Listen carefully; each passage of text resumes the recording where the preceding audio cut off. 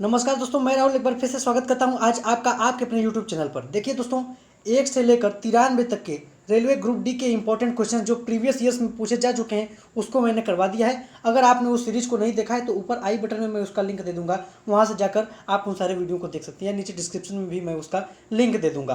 तो चलिए आज बिना देर के हुए इस 94 से लेकर 120 तक के टोटल जितने क्वेश्चन हुए 94 से लेकर 120 तक के सारे क्वेश्चन को हम डिस्कस कर लेते हैं। और ये सारे क्वेश्चन देखिए दोस्तों, रेलवे ग्रुप डी के एग्जाम्स में प्रीवियस ईयर्स में पूछे जा चुके हैं। तो मैं 2003 से लेकर 2019 तक के एग्जाम में जितने भी रेलवे के एग्जाम हुए, चाहे जहां पूरे भारत में, ठीक है, सारे क्वेश्चंस आप लोगों को कराऊंगा। तो एक एक करके इन सारे वीडियोस को आप वॉच करते जाइएगा। अगर आप हमारे चैनल पर नए हैं तो सब्सक्राइब करके बेल आइकन भी हमारे चैनल को प्रेस कर लीजिए। चलिए बिना देर के आज के इस वीडियो को हम स्टार्ट करते हैं। तो क्वेश्चन नंबर 94 है, प्रसिद्ध नाटक शकुंतला किसने लिखा था? तो महाकवि कालिदास ने शकुंतला की रचना की थी। नेक्स्ट क्वेश्चन है, आलू को किस प्रकार के फसल में वर्गीकृत किया जाता है? तो आलू किस प्रकार का फसल है? तो यह कंद है। कंद में आलू को वर्गीकृत किया जाता है। नेक्स्ट 95 नंबर का क्वेश्चन देखते हैं। तो लिखा है, किस स्थान पर गौतम बुद्ध ने प्रथम उपदेश दिया था? तो गौतम बुद्ध ने वाराणसी में सारनाथ नामक स्थान पर प्रथम उपदेश अपना दिया था। ठीक है, अगला क्वेश्चन है, भारत में अंग्रेजी शिक्षा किसने शुरू की? तो भारत में अंग्रेजी शिक्षा करने वाला लॉर्ड मैकाले था। ठीक है, तो मैकाले ने भारत में अंग्रेजी शिक्षा की शुरुआत की थी। चलिए अगला क्वेश्चन देख लेते हैं। 98 नंबर का क्वेश्चन है, नींबू और संतरे में कौन सा विटामिन पाया जाता है? बहुत ही सिंपल और साधारण टाइप का क्वेश्चन है। और विटामिन का देखिए मैंने एक वीडियो बना दिया है, अगर आपने उसे नहीं देखा तो आप यहाँ पर आई बटन में मैं उसका लिंक दे दूंगा। विटामिन से संबंधित जितने भी क्वेश्चन बनते हैं सारे क्वेश्चन मैंने उस वीडियो में डिस्कस किए हैं। ठीक, तो विटामिन सी में पाया जाता है। नींबू और संतरा विटामिन सी का प्रचुरतम स्रोत है। और एक और स्रोत है जो सबसे ज़्यादा विटामिन सी को अपने अंदर रखता है, और वो है आंवला।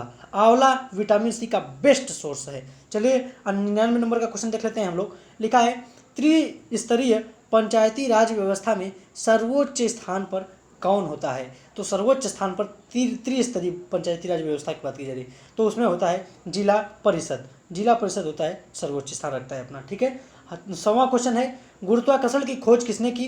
गुरुत्वाकर्षण की खोज करने वाले वैज्ञानिक थे न्यूटन। इन्हीं के स्तर पर एप्पल गिरा था, सेब गिरा था, जिससे इनको गुरुत्वाकर्षण के बारे में पता चला। 101वां प्रश्न है, द्रोणाचार्य पुरस्कार किससे संबंधित है? देखिए पुरस्कार से संबंधित भी मैं एक वीडियो जल्द ही लेने वाला हूं, तो आप उन सारे वीडियोस को वॉच कर लीजिए। कब करेंगे? जब हमारे चैनल को सब्सक्राइब करके बेल आइकन प्रेस करेंगे, तभी हमारे द्वारा जो भी वीडियो बनाया जाएगा वो आप तक पहुंचेगा। तो खेल कूद के प्रशिक्षण देने वाले जो लोग होते हैं, जो कोच होते हैं, ठीक है, उन्हीं को द्रोणाचार्य पुरस्कार दिया जाता है, क्योंकि प्रशिक्षण तो वही देते हैं। तो इसमें क्या होता है कि एक प्रशस्ति पत्र प्रदान किया जाता है, और कांस्य की मूर्ति होती है द्रोणाचार्य की, वह दिया जाता है, और कुछ इनाम में पैसे भी दिए जाते हैं, और समारोह में आने के लिए वस्त्र भी दिया जाता है। ठीक है, 102वां क्वेश्चन है, राष्ट्रीय रक्षा अकादमी कहाँ स्थित है? इंग्लिश में बोलते हैं इसको नेशनल डिफेंस अकेडमी, NDA। ठीक है, इससे बहुत ही कम उम्र में आप भारतीय सेना में जा सकते थे।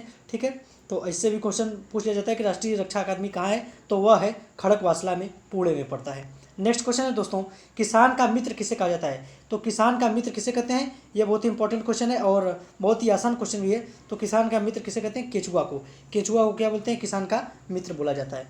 नेक्स्ट क्वेश्चन है, ज्वार सबसे ऊंचा कब आता है? देखिए ज्वार और भाटा, ठीक है, समुद्र की लहरों का ऊपर उठकर आगे की ओर बढ़ना क्या कहलाता है? ज्वार कहलाता है। जबकि पीछे की ओर घटकर नीचे हो जाना क्या कहलाता है? भाटा कहलाता है। और सबसे ऊंचा ज्वार कब आता है? जब सूर्य और चंद्रमा पृथ्वी के एक ही ओर होते हैं, तब सबसे ऊंचा ज्वार आता है, क्योंकि सूर्य और चंद्रमा दोनों का गुरुत्वाकर्षण बल पृथ्वी के गुरुत्वाकर्षण बल के विपरीत कार्य करता है, और जिससे लहरें समुद्र की सबसे ज़्यादा ऊंचाई पर उठती हैं। क्लियर है? अगला क्वेश्चन देखते हैं, खैबर दर्रा कहाँ स्थित है? तो खैबर दर्रा दो देशों के बीच स्थित है, जो है अफगानिस्तान और पाकिस्तान। इन दो देशों के बीच खैबर दर्रा स्थित है, और ये दोनों ही देश भारत के पड़ोसी देश हैं जो कश्मीर से लगे हुए हैं। कोयना बांध कहाँ स्थित है? बहुत ही इंपॉर्टेंट क्वेश्चन है दोस्तों, पिछले सालों में आ चुका है, और महाराष्ट्र में कोयना बांध स्थित है। अगला क्वेश्चन है, पृथ्वी 1 घंटे में कितनी डिग्री देशांतर घूम लेती है लगभग? ठीक है, तो पृथ्वी 1 घंटे में 15 डिग्री देशांतर घूम लेती है। देखिए अगर पूरा मान लिया जाए कितना, 360 डिग्री, पूरा मान लिया जाए कितना, 360 डिग्री, और हम लोगों के पास कितना होता है? 24 घंटे होते हैं, और इस प्रकार से अगर हम काटेंगे तो हल करने पर लास्ट में 15 डिग्री का आंसर ही आएगा, जो हमारा आंसर होगा। ठीक है, 108वां क्वेश्चन है, अल्लाह रखा खां, देखिए रखा थोड़ा गलत लिखा गया है यहाँ पर। ठीक है, तो अल्लाह रखा खां किसके वादन के लिए प्रसिद्ध हैं? तो वह तबला वादन के लिए प्रसिद्ध हैं, वो एक प्रसिद्ध तबला वादक हैं। अगला क्वेश्चन है, युद्ध में साहस एवं पराक्रम के प्रदर्शन के लिए दिया जाने वाला सर्वोच्च सैनिक सम्मान क्या है? तो आप ये ध्यान रखिए, भारत का सर्वोच्च सैनिक अलंकरण या सर्वोच्च सैनिक अलंकार जो है वह है परमवीर चक्र। ठीक, परमवीर चक्र, महावीर चक्र, वीर चक्र, इस प्रकार चक्र जो है, जो शौर्य पुरस्कार होते हैं वो दिया जाता है, और सबसे बड़ा शौर्य पुरस्कार है परमवीर चक्र। ठीक है, अगला क्वेश्चन देखते हैं। अगला क्वेश्चन है, पत्थर काट कर बनाया गया प्रसिद्ध कैलाश मंदिर कहाँ स्थित है? तो पत्थर काट कर बनाया गया प्रसिद्ध कैलाश मंदिर एलोरा में स्थित है। एलोरा की गुफाओं के बारे में तो आप लोग बहुत ही अच्छे तरीके से जानते होंगे, सुने होंगे। ठीक है, महाराष्ट्र में पड़ता है। 111वां और इम्पोर्टेंट क्वेश्चन है, भारत के पश्चिमी समुद्र तट पर वर्षा किस मानसून में होती है? तो दक्षिण पश्चिमी मानसून में होती है। ठीक, तो ये इसका सही आंसर हो जाएगा। और भारत में वर्षा सबसे ज़्यादा अगर होती है तो दक्षिण पश्चिमी मानसून के कारण होती है, और यह भारत के लिए बहुत इंपॉर्टेंट क्वेश्चन है। ठीक है, प्रथम विश्व युद्ध किस काल में लड़ा गया? तो सन 1914 से लेकर 1918 के बीच प्रथम विश्व युद्ध लड़ा गया। बहुत इंपॉर्टेंट क्वेश्चन है, हो सकता है फिर से इस साल होने वाले एग्जाम्स में भी पूछा जा सकता है। आर्य समाज की स्थापना किसने की? स्वामी दयानंद सरस्वती ने आर्य समाज की स्थापना की थी। ठीक है, अगला क्वेश्चन है, सत्याशोधक समाज की स्थापना किसने की? तो ज्योतिबा फुले साहब ने ही सत्याशोधक समाज की स्थापना किया था। अगला क्वेश्चन है, भारत के राष्ट्रगान जन गण मन के रचयिता कौन है? बहुत ही सिंपल क्वेश्चन है। भारत के राष्ट्रगान जन गण मन के रचयिता हैं रविंद्रनाथ टैगोर। देखिए, बांग्लादेश के भी जो राष्ट्रगान है बांग्लादेश का, उसके भी रचयिता कौन है? तो उसके भी रविंद्रनाथ टैगोर साहब ही हैं। और आमार सोमार बांग्ला करके वहाँ का जो है क्या बोलते हैं उसको, वहाँ आमार सोमार बांग्ला करके वहाँ का राष्ट्रगान है। कहाँ का? बांग्लादेश का। ठीक है, चलिए 116वां क्वेश्चन देख लेते हैं। भारत का महान ज्येष्ठ व्यक्ति के नाम से जाने जाते हैं, कौन जाने जाते हैं? तो दादा भाई नौरोजी को ही क्या बोला जाता है? भारत का महान ज्येष्ठ व्यक्ति। नेक्स्ट क्वेश्चन है, पानी और चाक के मिश्रण को पृथक किया जा सकता है। पानी और खड़िए के मिश्रण को किससे पृथक किया जा सकता है? तो अवसादन विधि द्वारा पृथक किया जा सकता है। नेक्स्ट क्वेश्चन है, गीतांजलि के रचयिता कौन है? फिर से रविंद्रनाथ टैगोर ही है।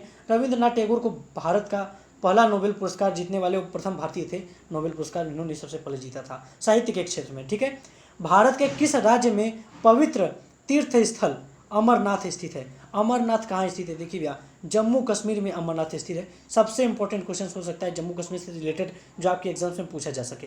ठीक है, अगला क्वेश्चन हम लोग देखते हैं, किस देश में देखिए यहाँ पर थोड़ा मिस टाइपिंग हो गया है। तो किस देश को उगते सूरज की भूमि कहा जाता है? तो उगते सूरज की भूमि बोला जाता है जापान को। ठीक है, तो इस प्रकार ये हमारा लास्ट क्वेश्चन था इस वीडियो का। मिलते हैं आपसे अगले वीडियो में, तब तक के लिए बहुत बहुत धन्यवाद। चैनल को लाइक और सब्सक्राइब जरूर कर दीजिएगा।